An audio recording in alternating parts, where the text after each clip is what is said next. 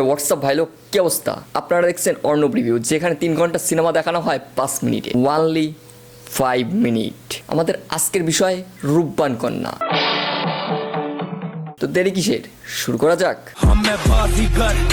Cinema শুরুতেই রাজা ঘোড়া নিয়ে বেরিয়ে পড়ে রাজ্যের বৌদিগুলোকে দেখতে। ওদিকে এ খবর রানী শুনে মন্দির মাজার সব জায়গায় গিয়েই কান্নাকাটি শুরু করে। ওদিকে রাজা রাজ্যে একটা বৌদিও না দেখতে পেয়ে রাজ্য ছাড়ার জন্য সিদ্ধান্ত নেয়। এই সিংহাসন আঁকড়ে পড়ে থাকার আমার আর কোনো অধিকার নেই। আবার বনে চলে যায় বৌদির খোঁজে। যেতে যেতে এক সাধু বাবা রাজাকে অভিশাপ দেয় আর একটা বড়ই দেয়, আর রানীকে দুধ দিয়ে গুলিয়ে খেতে বলে। কেন? কারণ তাহলেই ছেলে হবে। তোর স্ত্রীকে পর 3 দিন রাত্রে খেতে দিবি, তবেই তোর মনস্কামনা পূর্ণ হবে।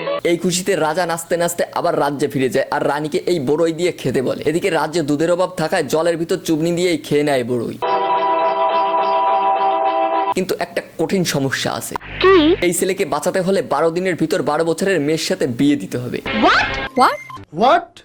যাই হোক, এরপর রাজা রাজ্যে খোঁজ লাগায়। ওদিকে ক্যামেরা আসে রূপবান।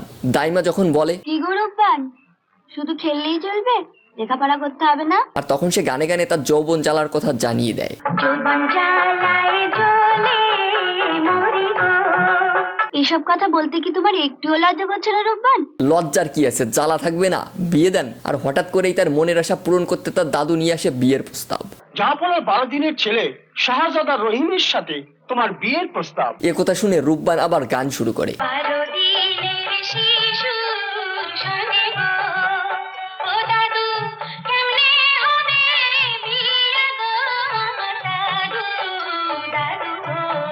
এরপর সে মেনে নেয় আর 12 দিনের ছেলের সাথে তার বিয়ে হয়। বলেন কি?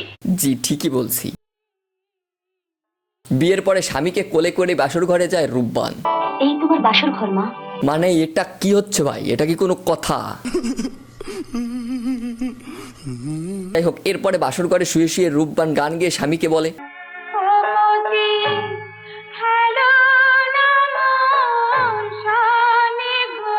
খেলবে?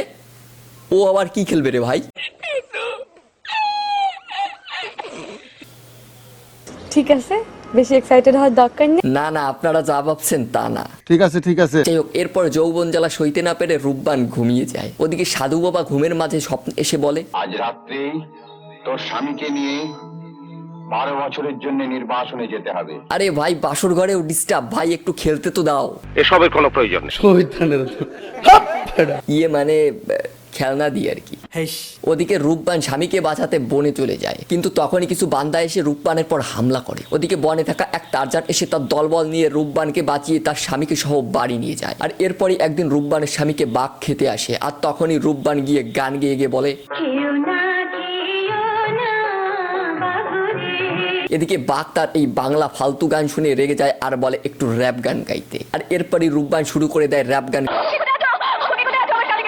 কিন্তু ভালো গাইতে পারে না জন্য আবার ফিরে যায় বাংলা গানে। আর এই গান শুনে সিংহু মামা পাশ থেকে হেসে দেয়, হেসে দিয়েই বলে, রাগ করলা। এরপর ওখানে পৌঁছে যায় সেই টারজান, আর টারজান আসতেই বাঘ ভয়তে পালিয়ে যায়, কারণ সুন্দরবনে সে তার বড় ভাইকে গলা চিপে মেরে ফেলে দিয়ে বলেছিল রাগ করলা। এরপর ওই টারজান কাকা তাকে সেফটির জন্য এক মাসির কাছে পাঠিয়ে দেয়। আর এরপরই দেখা যায় একসময় রহিম ধীরে ধীরে বড় হয়ে যায়, আর রূপবান তাকে এক ইংলিশ মিডিয়াম স্কুলে ভর্তি করে। ওদিকে স্কুলে গিয়েই বউ থাকতে বাবার মতো পরের মেয়ে দেখে ক্রাশ খেয়ে বসে থাকে, আর ও মেয়েও নির্লজ্জের মতো গানে গানে বলতে থাকে,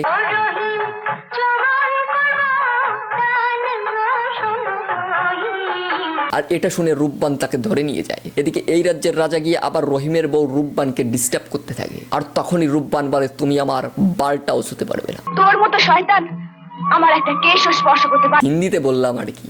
এরপর ওখানে তলোয়ার নিয়ে চলে আসে সেই রাজার মেয়ে, আর সে এসে প্রতিবাদ করে। এরপর রাজা রহিমকে তুলে নিয়ে যায় আর বেদম মারে। আর রাজার মেয়ে তখনই জানতে পারে রূপবান রহিমের বউ, আর ওই মেয়ে তখন ভালো সেজে তাকে উদ্ধার করে নিয়ে তার বউয়ের হাতে ছেড়ে দেয়। আর এদিকে এতদিনে রাজার মনে পড়ে যে আমার ছেলেকে আর বৌমাকে বনবাসে পাঠিয়েছিলাম। তখনই রাজা লোকজন পাঠায় ওই রাজ্যে খুঁজতে, আর তাদের খুঁজে পায়।